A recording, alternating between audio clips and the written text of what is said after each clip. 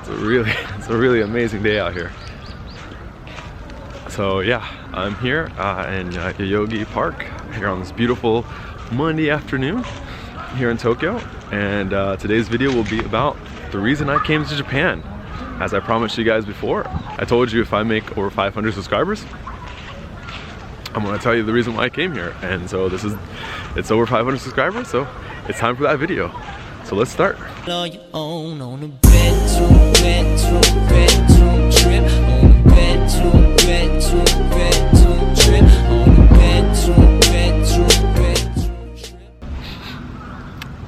Hey everyone, so yeah, today's video will be about the reason I came to Japan. And before I start, I should probably say that there are many different reasons why people come to Japan. Either they study Japanese, or they enjoy Japanese culture such as anime, or Japanese manga, samurai, maybe they like Japanese food, maybe they like Japanese girls or boys. Either way, there are many reasons why, and those are all really great reasons why people come to Japan. Also, Japan's an incredibly safe country, but I should tell you right now that the reason why I came here is for none of those reasons. Actually, the reason I came here is quite unique compared to other people I've met here that have come here. So, also before I should get started, I should probably tell you the background of what happened and where I was in my life before I made the decision to come live in Japan. So I guess I'll get started. It started about 5.5 years ago. I was living in Tampa, Florida, around Tampa, Florida, with my ex-girlfriend. We were together for about 4.5 years, and for those 4.5 years, about the last 2.5 years, we were living together, and it was an okay relationship. It wasn't bad, but it was kind of at a stalemate. For a long time, she wanted to get married, but I just wasn't at that time or point in my life where I wanted to marry. I didn't think I was ready or anything, so I think it came to a point where she got tired of waiting for me, and so one day she came up and she said, I want to break up, mainly because I didn't want to get married. And it kind of shocked me. I was definitely shocked. I was thrown back by it, but I understood her feelings and I understood the situation, so you know, that was okay. And then also that time I was working for a law firm in Tampa, and because it was doing a lot of paperwork, and first thing is I'm not really good at paperwork. I hate just sitting at a desk just doing paperwork. I just hate that life. But also because of the stress of breaking up, I just wasn't doing my job that well. So a week later after the breakup, I lost my job. So I was home alone with no job and no girlfriend, and as you probably can imagine, I was slightly sad or depressed, but it wasn't like a deep depression, but there was definitely some depression. But anyways, the following days, one of my good friends, her name I'll say is Caitlin, she came by and she gave basically a surprise visit to me, just to check up on me, you know, because I was kind of, you know, in just a bad situation. So I remember she came over, and it was a nice surprise. I was still, you know, definitely sad, but happy to see her. And I'm paraphrasing. I'm definitely paraphrasing. Came over and she said that she basically told me that it's a really good time for me right now. And I was like what? It's a good time for me. She said, yeah, it's a really good time for you because you're free. You're completely free. There's nothing holding you. There's nothing that you're attached to. No job, no girlfriend, nothing that's holding you down. You're free to go wherever you want. And it was like the first time I thought of that. You know, I was actually, at that time when she came over, I was looking at it on my computer for jobs in Florida because I needed another job. And when she told me that, I was like, oh, wow, I never really thought of that. And then she followed it up with a question. She asked, if I could go anywhere in the world, where would I want to go? And again, this was the first time I thought of that. Just honestly, I was thinking about finding another job in Florida and just trying to move on. So when she asked where in the world I want to go, I didn't really have an answer in my head because I never thought of it. So I I don't remember why. I think maybe because I saw some program the night before or recently about Tokyo. I said, as a joke, I said, Japan. Like really, as a joke. I said, Japan. It seems cool.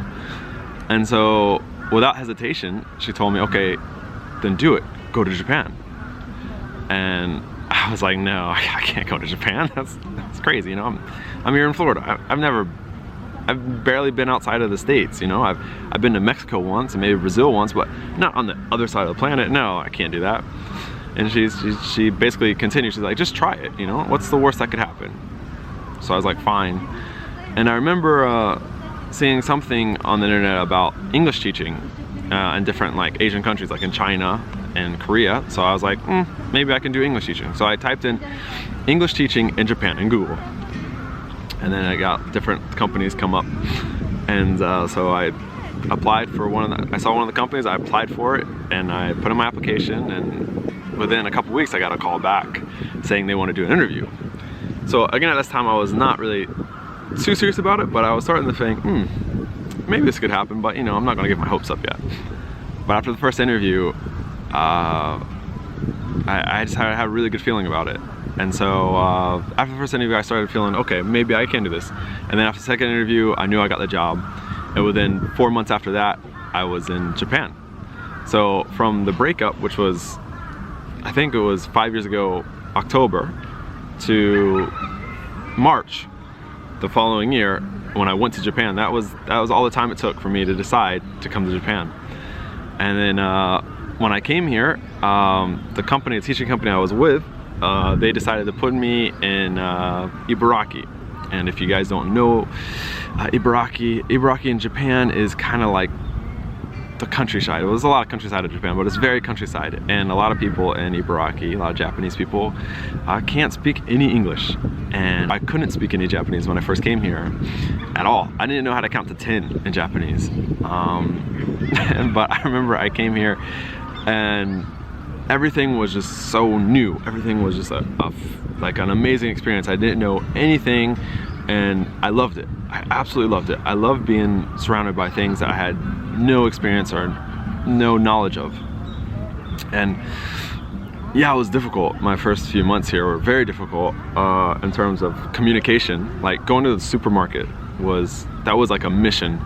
Like I have a lot of stories, but one of the most memorable stories I remember is I remember going to the supermarket near my apartment, and it was like within like the first week of me being in Japan, and because it was completely different from American supermarket. So I got to the supermarket, I didn't know what the foods were because I couldn't read the Japanese, so I guessed what the foods were just by the way they looked, and so I got the foods and I got to the checkout. And in America they usually have like a bag boy that bags your groceries, but in Japan they don't have that. So I remember I got to the checkout and I gave my groceries and I just stood there. I was waiting for some staff to come over and bag my groceries, but no one came. And they didn't even give me a bag. Like in Japan you usually have to ask for a bag. I didn't know that. I didn't know any of that. So I just got my groceries in a basket, and I couldn't take the basket to my apartment because it's the grocery store's basket. So I literally stood there. I literally stood there for like 5 minutes just holding this basket, looking around like I was some kind of lost puppy in the supermarket because I had no idea what to do, and no one could communicate with me because, you know, a lot of people from Ibaraki, they can't speak English, and I had no Japanese. So literally, basically what I had to do, I ended up actually taking the basket outside of the store into my apartment because I didn't have a bag. I didn't know how to ask for a bag or anything. And that's just one of the many memories I have. But yeah, that's the reason why I came to Japan. I came to Japan off of basically a challenge. My friend, she challenged me to try something new, and I took the chance to do it. And I should say, really, when I first came here, I was only expecting to be here for a year. Really, I was only expecting to be here for a year, but after the first year, I kind of felt just like, it's hard to explain, but I felt like kind of like this homey feeling.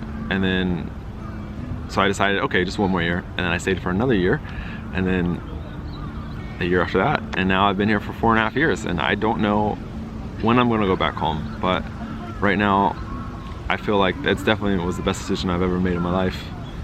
And so, yeah. So guys, If you have any more questions for me or anything you would like to see me do, please let me know in the comments below.